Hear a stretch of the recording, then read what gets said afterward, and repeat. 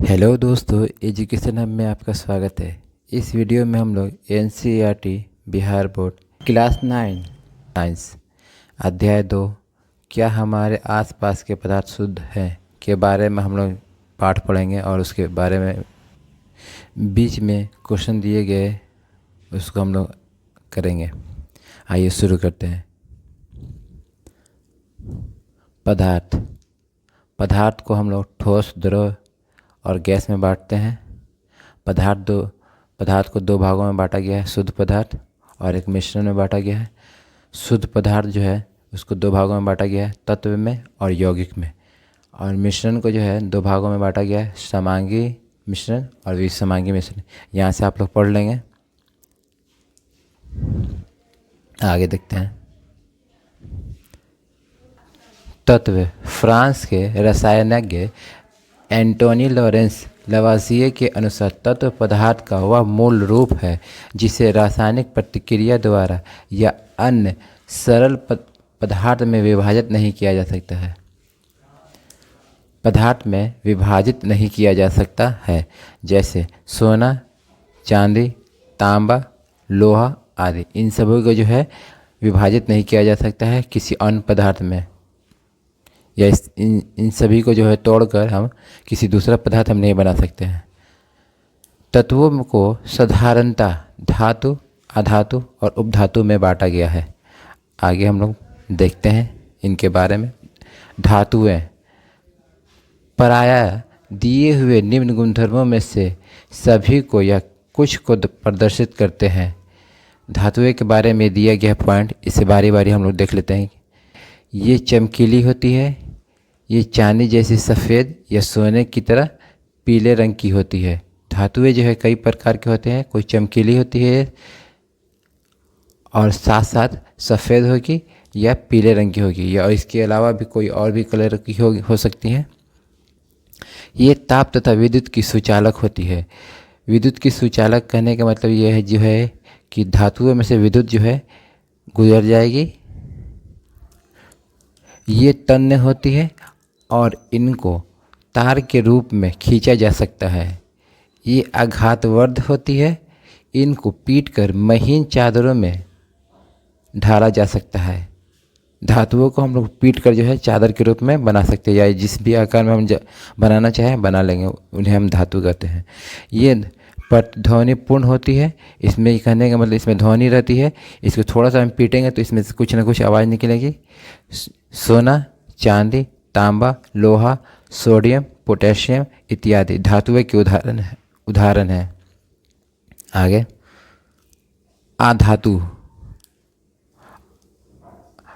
आधातुएं दिए गए निम्न गुणों में से प्रायः कुछ को या सभी को प्रदर्शित करते हैं। ये जो है धातुएं जो है, आधातुएं जो है, धातु का जो है ये उल्टा है। ये विभिन्न रंगों की होती है। ये ताप और विद्युत की कुचालक होती है। या कुचालक कहने का मतलब ये हुआ कि इसमें से जो है ताप और विद्युत गुजरती नहीं है। ये चमकीली, प्रतिध्वनि और आघातवर्ध नहीं होती है। ये उल्टा हो गया। अभी हम धातु के बारे में पढ़ें।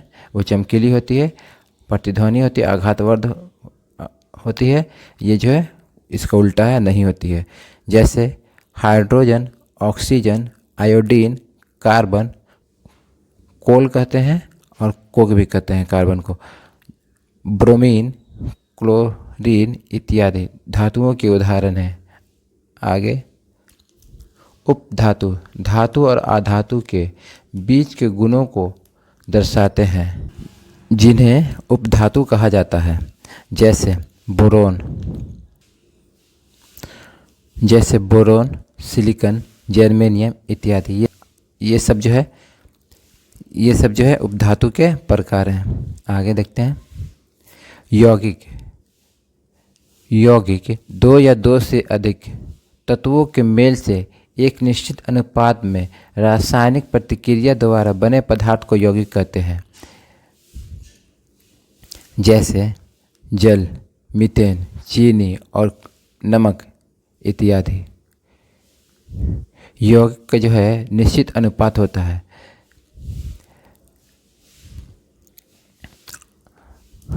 मिश्रण एक या एक से अधिक तत्वों या यौगिकों से मिलकर बने पदार्थ को मिश्रण कहते हैं। जैसे जल में चीनी का घोल, बालू नमक का मिश्रण आदि। ये सब जो मिश्रण के उदाहरण है। जो इसका कोई अनुपात नहीं होता कि हाँ कितना रहेगा कितना नहीं रहेगा। यौगिक का जो है निश्चित अनुपात रहता है। जैसे जल का हम जानते हैं कि हाइड्रोजन के 2 अणु होते हैं और ऑक्सीजन के 1 अणु होते हैं। उससे मिलकर के हमारा जल तैयार होता है, जिसे हम सूत्र में H2O कहते हैं। आगे देखते हैं मिश्रण और यौगिक। यहाँ से आप इससे पढ़ लेंगे। आगे देखते हैं मिश्रण के प्रकार, समांगी मिश्रण और विषमांगी मिश्रण। मिश्रण को हम 2 भागों में बांटे हैं, एक समांगी मिश्रण और एक विषमांगी मिश्रण। समांगी मिश्रण पढ़ते हैं, क्या लिखा है इसमें। ऐसे मिश्रण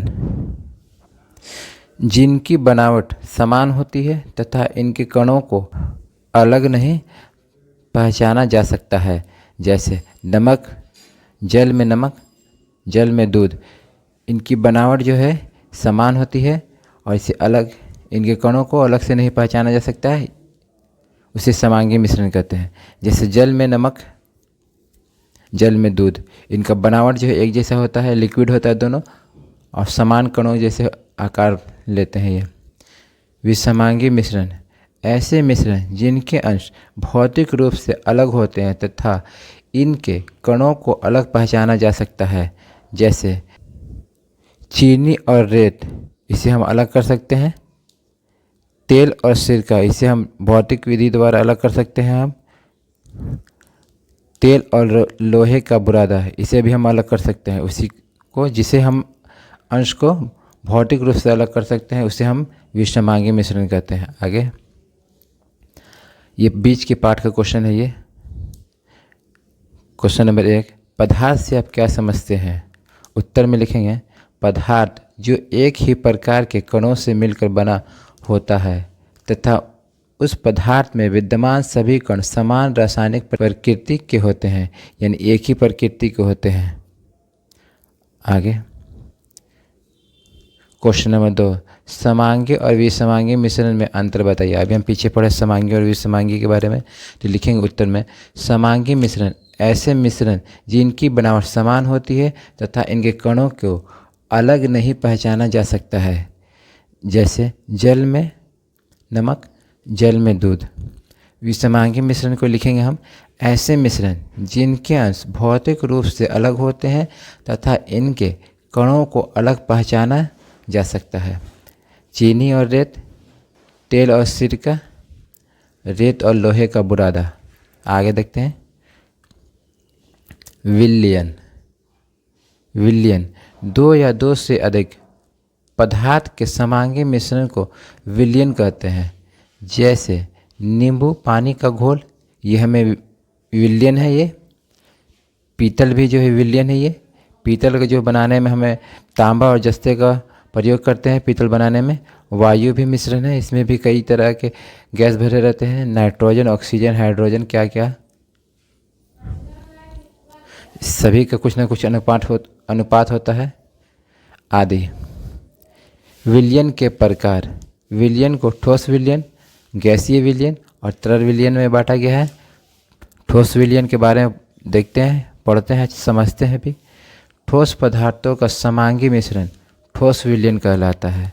जैसे पीतल, कांसा, स्टील। अगर क्लास अच्छी लग रही है तो लाइक करिए, शेयर कीजिए अपने दोस्तों में, ताकि इस वीडियो का फ़ायदा आपको दोस्तों तक पहुंच सके।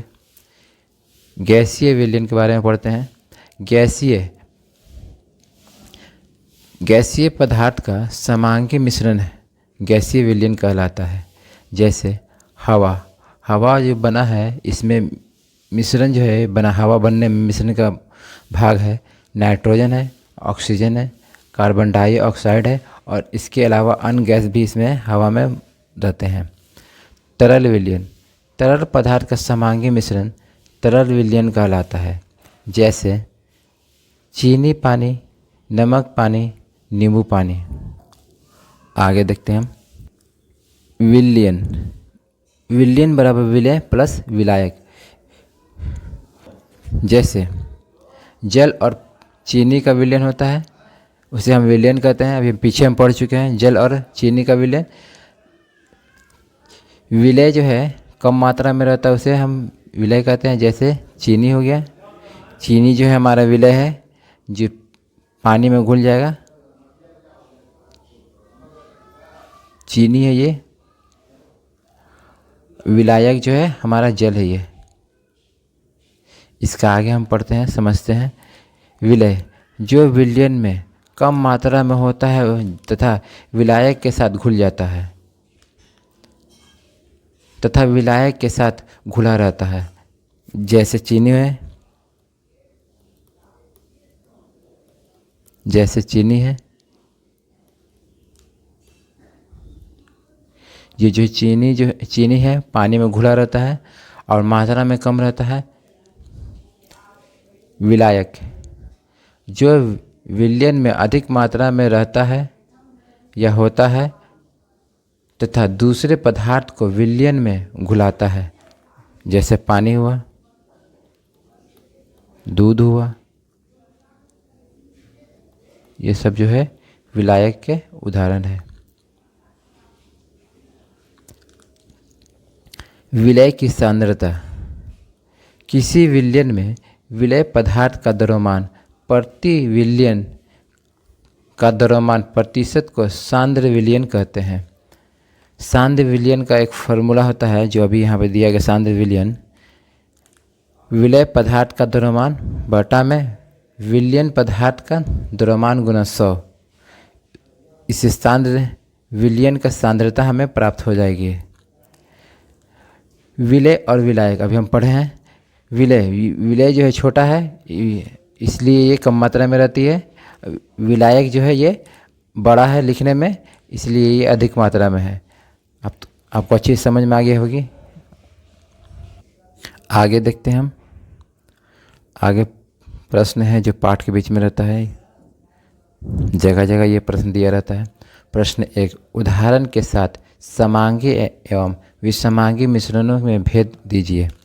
उत्तर में लिखेंगे हम समांगी मिश्रण, जो अभी हम पीछे पढ़ चुके हैं। समांगी मिश्रण ऐसे मिश्रण जिनकी बनावट समान होती है तथा इनके कणों को अलग नहीं पहचाना जा सकता है। जैसे जल में नमक, जल में दूध। इसका उदाहरण हम दिए हैं। विषमांगी मिश्रण ऐसे मिश्रण जिनके अंश भौतिक रूप से अलग होते हैं तथा इनके कणों को अलग पहचाना जा सकता है। जैसे चीनी और रेत, चीनी और सिरका, रेत और लोहे का बुरादा। आगे देखते हैं हम। क्वेश्चन नंबर 2, विलयन, निलंबन और कोलाइड एक दूसरे से किस प्रकार भिन्न हैं? तो उत्तर में हम लिखेंगे विलयन 2 या 2 से अधिक पदार्थ के समांगी मिश्रण को विलयन कहते हैं। जैसे नींबू पानी का घोल, पीतल, वायु आदि, ये सब जो है विलयन के उदाहरण है। पीछे भी हम पढ़ चुके हैं। निलंबन या एक विषमांगी मिश्रण है जिसे हम अपने आँखों से देख सकते हैं। ये विलयन में घुलते नहीं हैं। जैसे पानी और मिट्टी का मिश्रण, इसे हम अपने एक गिलास में रखेंगे, इसके पानी और मिट्टी का मिश्रण हम देखेंगे कि पानी जो है और मिट्टी का कण जो हमें आँखों से दिखाई देगा। छोटी छोटी कण जो है मिट्टी के रहते हैं जो पानी में घुले रहते हैं, और ये विषमांगी मिश्रण है। आगे पढ़ते हैं हम। कोलाइडल यह एक विषमांगी मिश्रण है जिसमें विलय पदार्थ के कण अति सूक्ष्म होने के कारण हम अपने आँख से देख नहीं सकते हैं, लेकिन ये कण विलयन में समान रूप से फैले रहते हैं। जैसे दूध, धुआं और कोहरा। इसे हम विषमांगी मिश्रण कहते हैं और ये कोलाइडल के उदाहरण है। इनके कण को जो हम अपने आँखों से नहीं देख सकते हैं, लेकिन ये विलयन में फैले रहते हैं। आगे देखते हैं। क्वेश्चन नंबर 3, एक संतृप्त विलयन बनाने के लिए 36 ग्राम सोडियम क्लोराइड को 100 ग्राम जल में 293 केल्विन पर घोला जाता है। इस तापमान पर इसकी सांद्रता प्राप्त करें। 36 ग्राम जो है सोडियम क्लोराइड है और 100 ग्राम जो है जल है। जल जो है हमारा विलायक हो जाएगा ये, और 36 ग्राम जो सोडियम जो है विलय हो जाएगा। तो ये लिखेंगे इधर हम विलय बराबर 36 ग्राम और विलायक जो है 100 ग्राम जल है। तो लिखेंगे विलायक बराबर 100 ग्राम। विलय का सांद्रता लिखेंगे बराबर विलय का द्रव्यमान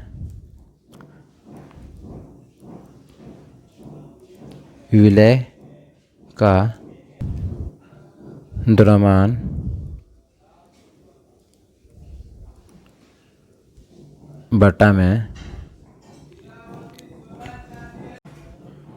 विलायक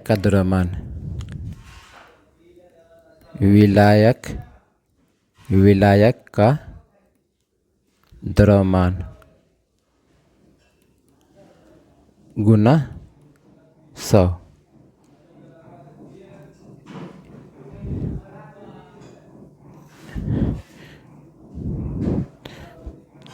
तो विलय का द्रव्यमान दिया हुआ है 36 ग्राम दिया हुआ है, तो लिखेंगे बराबर 36 ग्राम बटा में विलायक जो है 100 ग्राम दिया गया है, तो विलायक का द्रव्यमान जो है 100 ग्राम लिखेंगे यहाँ गुना 100। ये 100 से 100 कट जाएगा, ये बराबर हमें 36 ग्राम, ये 36% हमें विलय का सांद्रता मिली है। आगे हम देखते हैं। आज क्लास यहीं तक रखते हैं, आगे क्लास में इसके आगे पढ़ेंगे हम। क्लास अच्छी लगी तो लाइक कीजिए, शेयर कीजिए, अपने दोस्तों में शेयर कीजिए। मेरे चैनल पर नए हैं तो सब्सक्राइब कीजिए, बेल घंटी को दबाइए ताकि आने वाली क्लास की सभी नोटिफिकेशन आपको मिल सके। तब तक खुश रहिए, धन्यवाद।